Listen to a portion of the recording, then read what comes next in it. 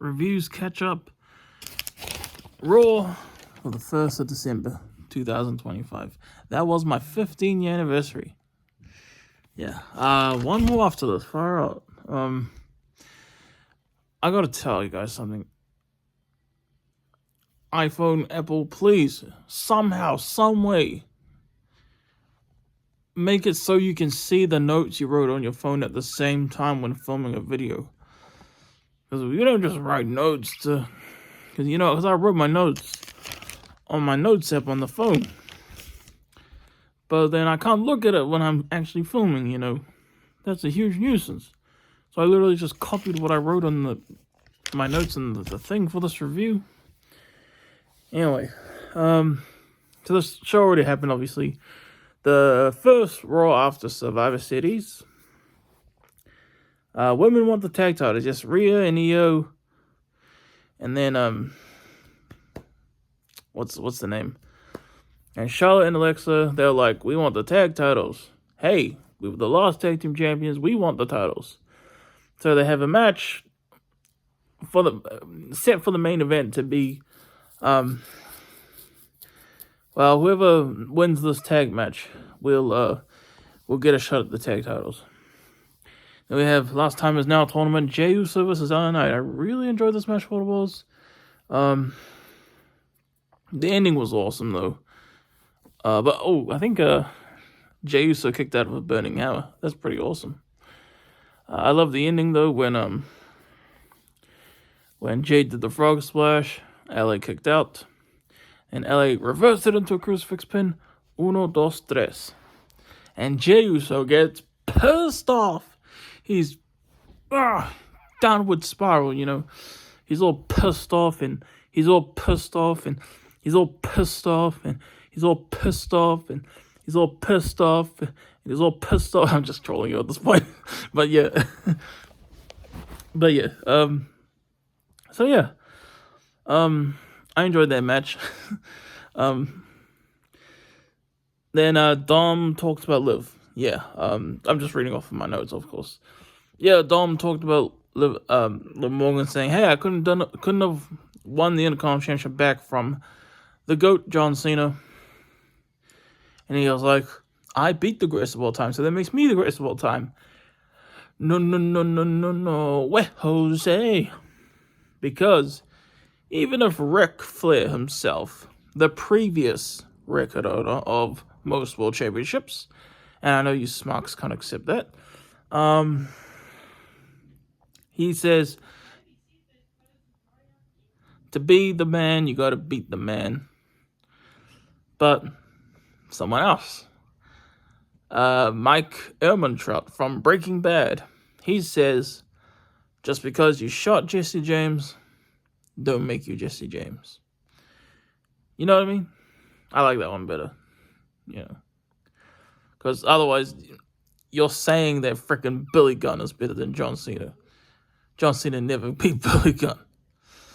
But we all know he's obviously way better than Billy Gunn. No offense to Billy Gunn.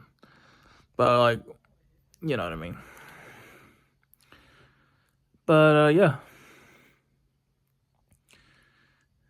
And, then Dom says, I especially couldn't have done it without Liv Morgan. Then Liv slaps him and then jumps on him, kiss, kind of doing another Survivor Series thing. Next up, Adam wants Masked Man. Yes, Adam Pearce talking to a referee backstage saying, hey, who's the Masked Man on SmackDown? It couldn't have been Seth. Or not SmackDown, at Survivor Series. It couldn't have been Seth because he's definitely injured. He couldn't have climbed over the cage and gone out quickly. Because he's injured, for real, now. So Adam wants the ref to search around. Nothing seems to come up later on either, so. Then we have AJ Lee, wink wink, versus the New Day. And by AJ Lee, I mean AJ Styles and Dragon Lee, the World Tag Team Champions. Another really good match. I really enjoyed this match, actually. It's a lot of fun. I love the New Day's outfits now. Like that kind of street clothes. I really enjoy that, actually. Got a good spots. Oh, the ending was so sick. Oh my god. Dragon Lee did like a stomp to the back type thing with one of the New Day members, like kind of hanging off the ropes. I don't know how to describe it. If you watch the match, you know what I'm talking about. And then somehow he kind of like bounced forward. AJ Styles catches him. Boom, Styles Clash. Uno, dos, tres. And retain the titles. And then they were like, we want another tag titles match next week against a team who deserves it. And I think they said the War Raiders. But I won't be reviewing the December 8th, 2025 episode of Raw because ain't nothing to do with the Last Time Is Now tournament. Which actually which is weird because I kind of forgot that was the reason I was reviewing these. To catch up on the Last Time Is Now tournament.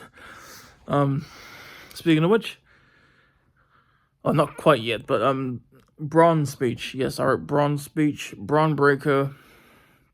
Paul Heyman, when he introduced Braun Breaker, I couldn't help but think his muscle memory was telling him Brock Lesnar, because the way he speaks, you know. But Braun basically made a speech saying, "Hey, 1st January, not the 1st of January, but the first episode of Raw in January, I'm gonna beat you, CM Punk, for the title." People like praise this promo as like a big thing. You know, it was a solid promo. I don't know if it was that good, but it was a solid promo, you know. So good for him. I wonder if Braun will actually win, though. Because,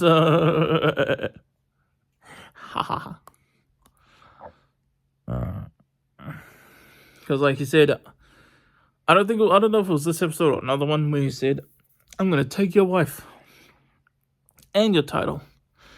And I was like, is that actually going to happen? Because I'm thinking WrestleMania 20 when Trish Stratus and Christian hooked up when Chris Jericho was the one who was in love with Trish, you know? But yeah, next up, this match. This match should have main evented. I know what you were thinking, having that bullshit with the women main event just because you love to pander to feminists. I don't know. I know. I'm just saying silly stuff. I'm just in a weird wanting to get this over with mood, you know. Don't take what I said too seriously just then. But the part about wanting to pander to feminists. Not that I like feminists, I don't. But you know what I mean. Gunther versus Solo Sikoa. Semi-finals of the Last Time Is Now tournament. Epic match. This match was amazing. I love this match. It was hard-hitting. And my grandmother was crack up. She kept commenting on Solo and how he's like, man, he's wasting too much time screaming. Because you know how Solo always goes, before he makes the move. Hard-hitting. And this part was crack up, but also pretty awesome when Solo was like, and then boom, gets chopped by Gunther and it kind of disrupts this thing. A lot of stuff like that. Super awesome match, actually. I loved this match. Loved it. And I said to my friend, where was this Solo Sikoa all this time? Like, that was an amazing performance by Solo even. And I haven't been a fan of Solo Sikoa. I think I've made that clear. I always found him dull as hell in the ring. Why can't he always wrestle like this? That was incredible. Far out. Then the way the match ends, Gunther, when the referee's distracted, I think by one of Solo's guys, Gunther low blows Solo. Hey! Powerbomb, 1, 2, 3. And he advances to the finals. Then LA Knight comes out saying, hey, me and you. Yeah, good luck. But I want that. I want to face John Cena. You know, that's that stuff. You know, excellent match. Can't praise it enough. Ray and Logan backstage. Ray is like, my bastard son Dominic. I'll go through each member of Judgment Day to get to him. Then Logan comes out saying, oh, IC title. I was on my way to my private jet. You know, being an arrogant asshole. I think Ray slapped him. I can't remember how that conversation went, actually. But whatever. Ray and Logan backstage. I think this kind of blew up on social media a little teeny bit, but I don't really care. I didn't really know what to get from that. And funny how he says bastard son. Ray, if I recall correctly, when did you and your wife get married? Because that would not make Dominic a bastard son if you and your wife were married. Just being literal here. But yeah, they have Charlotte and Alexa versus Rhea and Io. Good match. I really enjoyed this. Actually, really good match. It ended in a DQ though. Of course, the tension between Charlotte and Rhea was kind of the big thing of this match. A lot of got super intense in the end, and then it ended in the freaking DQ. I think Charlotte and Alexa would have won that by DQ, I think, unless they counted it as a double draw or whatever. Anyway, that's the end of this Raw. One more. And then I'll have caught up on the Last Time Is Now tournament. Alright, boy, Mark. Peace out. Have a good one.